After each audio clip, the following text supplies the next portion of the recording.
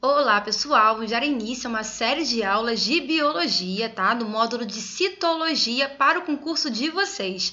Vamos lá. Vamos começar com uma visão geral da célula. Primeiramente, né, definindo célula. Quem é célula, né? A célula é a menor unidade viva, tá? De um organismo. Então, a gente tem aqui alguns níveis de organização dos seres vivos e tudo começa na célula. A célula é microscópica, a gente não consegue ver a olho nu, né? E ela contém uma série de estruturas que juntas, né, cada uma desempenha uma função e que juntas causam uma harmonia ali no interior da célula, tá? Bom, então a célula é como se fossem pequenos blocos, esses blocos juntos formam tecidos. Tá? Por exemplo, se eu junto as hemácias, né, eu formo um tecido que é o tecido sanguíneo, né? O tecido sanguíneo contém uma série de hemácias, tá? Que são as células vermelhas ou eritrócitos, tá? Conjunto de tecidos formam um órgão, tá? Por exemplo, o coração. Um conjunto de órgãos formam um sistema, por exemplo, o sistema circulatório ou cardiovascular. E o conjunto de sistemas formam um organismo completo, como, por exemplo, o ser humano, tá? Então, a célula é o ponto de partida, tá? É o primeiro nível de organização de um ser vivo, tá? E para ser um ser vivo, tem que ter célula, tá? Isso é um consenso, né? A maior parte, né, da comunidade científica considera que para ser considerado vivo tem que ter célula, pelo menos uma célula, tá? Bom, então, célula é a menor unidade viva e aqui a gente tem um exemplo de uma célula aqui que ela tem o quê? Ela tem uma carioteca, uma membrana nuclear, tá? Delimitando o seu DNA. Bom, e existe uma teoria que é a teoria celular, que diz o seguinte, que uma célula sempre surge de outra. Por quê? Porque as células elas fazem divisão celular, tá? Que nada mais é do que uma multiplicação, uma divisão multiplicativa, né? Parece meio doido falar isso, mas é o que acontece, né? Porque de uma célula surgem duas, tá? E essas duas aqui vão dar origem para mais duas. E assim sucessivamente, tá bom? O material genético ele se duplica, né? E você tem aqui a distribuição desse material genético, tá? Então, de uma célula surge outra, tá? Então, existe sim essa questão da pré-existência de uma célula. Para que uma célula surja, tem que existir uma célula progenitora, uma célula anterior. Todos os seres vivos possuem célula, tá? Foi o que eu adiantei para vocês, né? Que existe esse consenso na comunidade científica, né? Eu vou colocar aqui como um consenso, apesar que tem sim quem questione isso, tá? Vou colocar aqui a maioria, tá? Da comunidade, ela considera que para ser um ser vivo tem que ter célula, tá? Então, todos os seres vivos possuem célula. E hereditariedade tem a ver com material genético, tem a ver com DNA, com essa capacidade que a gente tem, né, de passar adiante nossas informações genéticas, tá? Essas informações genéticas, elas vão seguindo, elas vão passando pelas gerações e elas vão se misturando, vão se combinando, vão se rearranjando. E com isso você tem alterações também nas características, ok? Bom, continuando com a visão geral da célula, a célula ela contém três partes básicas, três estruturas fundamentais, que é a membrana plasmática, o citoplasma e o material genético, tá? Então, toda célula, seja ela procariota ou seja ela eucariota, que a gente vai ver melhor esses conceitos já já, seja ela simples ou complexa, ela possui essas três estruturas básicas, tá? Membrana, quem é a membrana? A membrana é o envoltório. A membrana aqui, ó, a membrana ela vai estar envolvendo, tá? Ela vai estar envolvendo a célula e protegendo o seu conteúdo, né? O citoplasma é o conteúdo celular. É onde as substâncias estão dissolvidas, tem uma grande quantidade de água, tá, no citoplasma, onde acontecem as reações químicas, tá? Então, esse conteúdo aqui celular é o citoplasma. E o material genético, né, pode ser o DNA, assim como pode ser o RNA também, tá? O material genético tem a ver com o quê? Tem a ver com as informações informações hereditárias, informações que passam adiante, tá? E com a determinação das características dos seres vivos, tá? Todas as características elas são determinadas, elas têm ali uma codificação. Essa codificação ela é transcrita em RNA e traduzida, tá, em proteínas, tá? Se materializa em proteínas. Daí surge uma série de características também, uma série de substâncias do nosso corpo, tá? Então o DNA é determinante em relação a tudo isso, tá? Bom, então aqui a gente tem, por exemplo, essa célula aqui é uma célula que ela tem o quê? Que ela tem núcleo, ó. Ela tem núcleo. E no interior desse núcleo, você vai ter o quê? Você vai ter o DNA, tá bom? No interior do núcleo, você tem o DNA. Então, células com núcleo são aquelas que têm o seu DNA individualizado no interior desse núcleo, tá? Fica organizado, individualizado, separado do restante de outras substâncias que estão ali naquela célula, tá?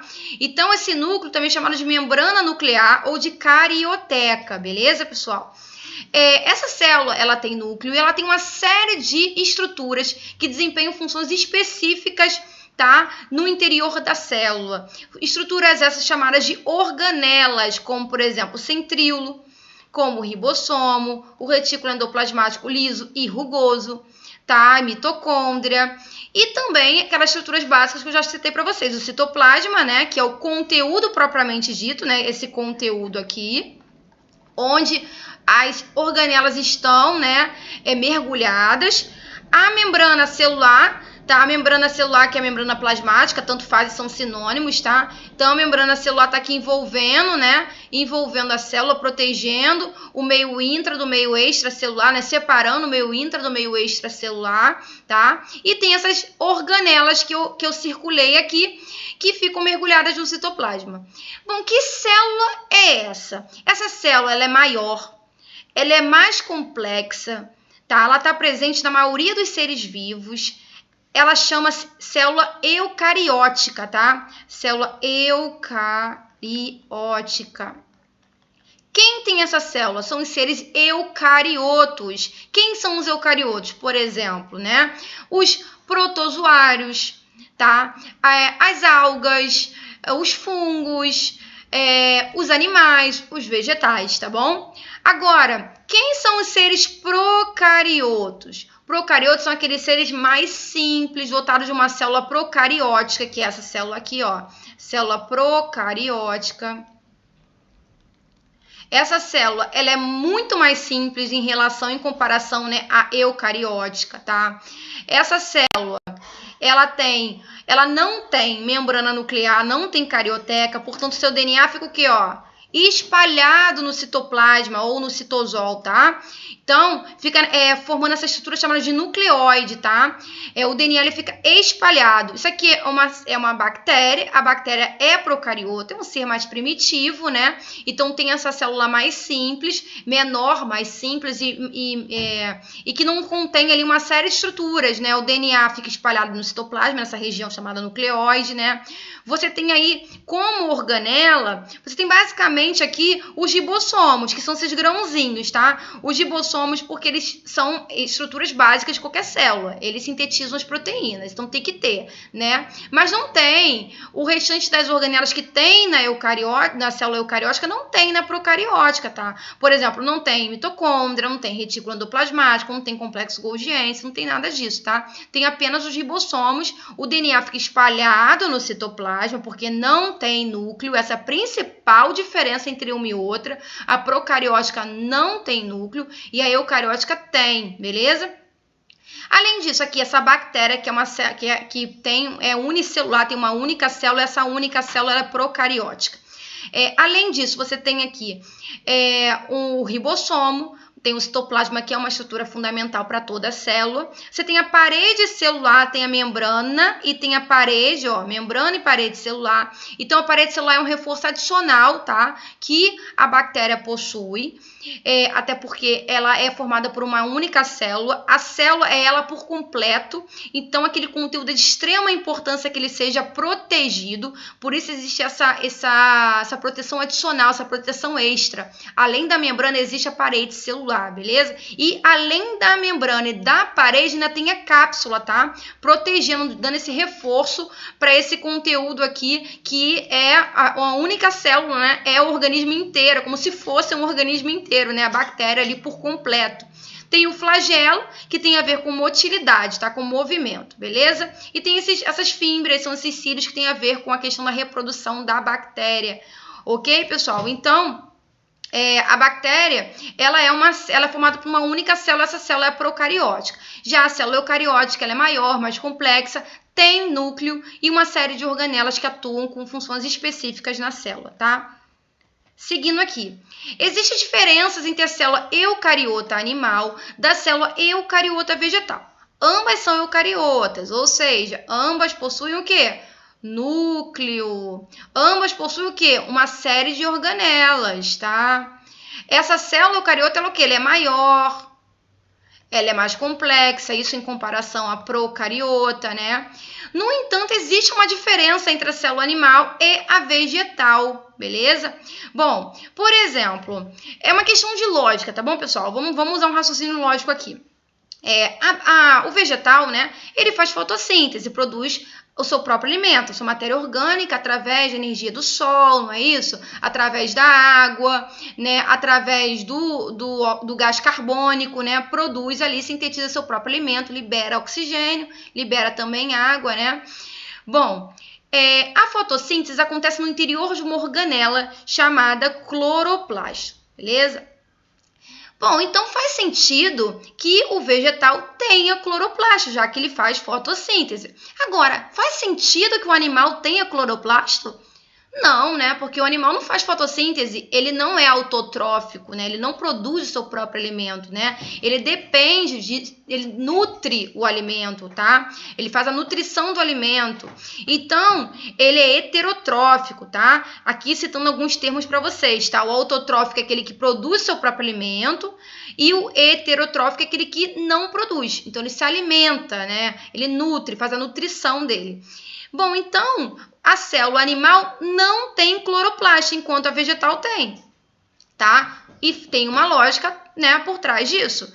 Parede celular, gente. Parede celular está presente na célula vegetal. Por quê? Porque a célula vegetal, ela tem o quê? Ela tem muita água no seu interior, tá? Tem muitos sais também. Isso poderia criar um desequilíbrio osmótico e fazer com que essa célula, ela ficasse o quê? Ela aumentasse de volume e explodisse. Para que isso não aconteça, existe esse reforço, que é a parede celular, para manter um equilíbrio osmótico, tá? No interior da célula vegetal. E a célula animal não tem parede celular, tá?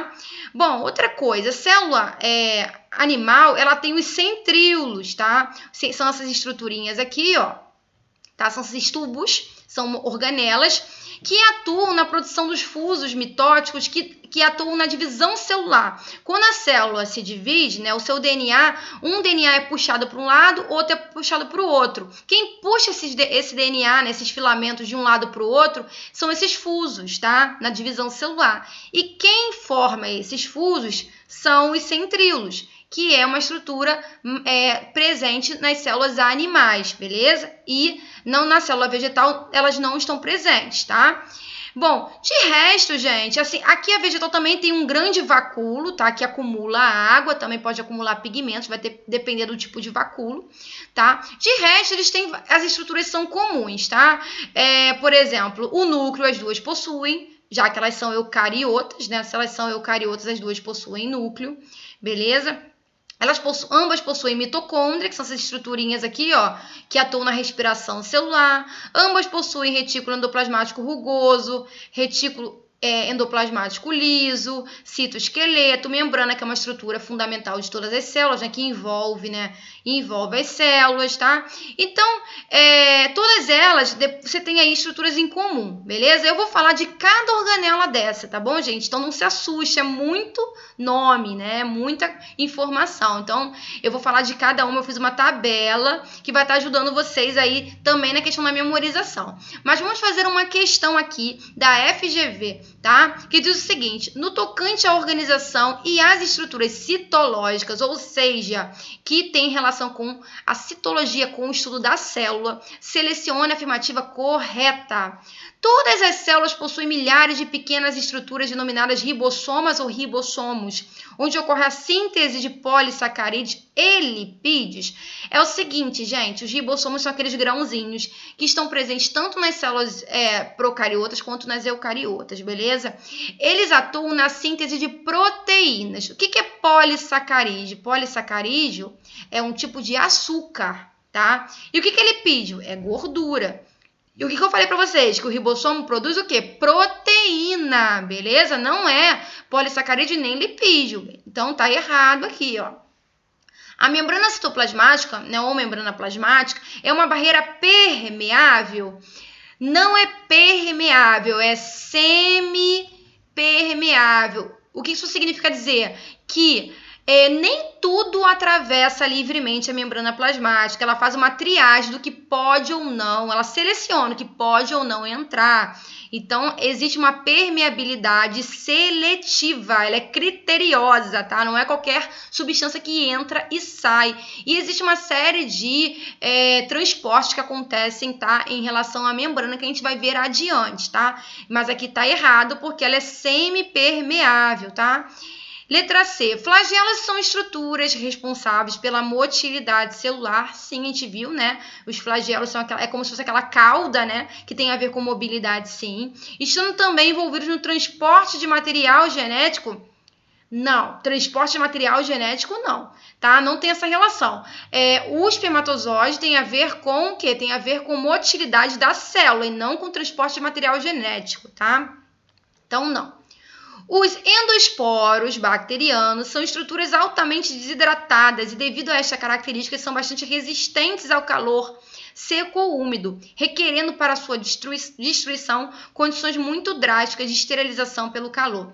O endosporo é uma situação em que a bactéria ela consegue ficar numa situação latente, tá? Ela fica latente, ela fica com baixo metabolismo, porque ela tá ali numa situação de condições desfavoráveis, o ambiente está numa situação de estresse ambiental, e aí ela fica nessa situação latente de baixo metabolismo, na condição de endosporos, que é uma estrutura bastante resistente ao calor, tá bom? A mudança de temperatura, e por isso é um recurso, tá? Que as bactérias elas possuem, né, de sobrevivência. Então, a letra D está correta e é o nosso gabarito, tá bom? Vamos para a letra E. A parede celular de micro-organismo protege a célula de choque osmótico e danos físicos. Parede celular. Lembra que eu falei que algumas células possuem parede celular? Por exemplo, a célula vegetal tem aquele reforço, né? Além da membrana, tem a parede celular, ainda tem a cápsula, né? No caso das bactérias, né? As bactérias ainda têm a cápsula. No caso dos vegetais, elas têm a parede celular também, né? Que é esse reforço, esse envoltório extra, né? E é constituída por uma série de substâncias, como, por exemplo, né? A celulose, tá? Depende do organismo. Por exemplo, os fungos têm a parede celular de quitina, que é uma substância um polissacarídeo mais resistente, tá bom?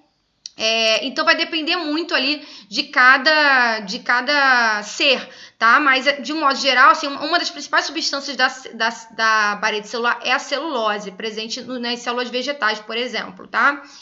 Este envelope é uma barreira não seletiva. É seletiva sim, tá bom? Assim como a membrana é seletiva, a parede celular também atua com essa seleção aí, não deixa com que toda e qualquer substância passe. Porque senão a gente imagina só, né, que os patógenos, né, substâncias tóxicas passassem livremente pelas células, né? Isso seria um problema pra gente, né? Então, existe sim uma seleção por parte da parede celular, tá bom? Assim como existe no caso da membrana. Então, a letra E está errada, ok? Beleza, pessoal? Eu vou parar por aqui para não ficar muito longa a nossa aula e a gente vai dar continuidade com mais uma aula de citologia. Então, é só vocês se inscreverem no canal para estar acompanhando todas as aulas, tá? E também todas as novidades que estão por vir, ok? Bons estudos e até o próximo vídeo. Tchau, tchau!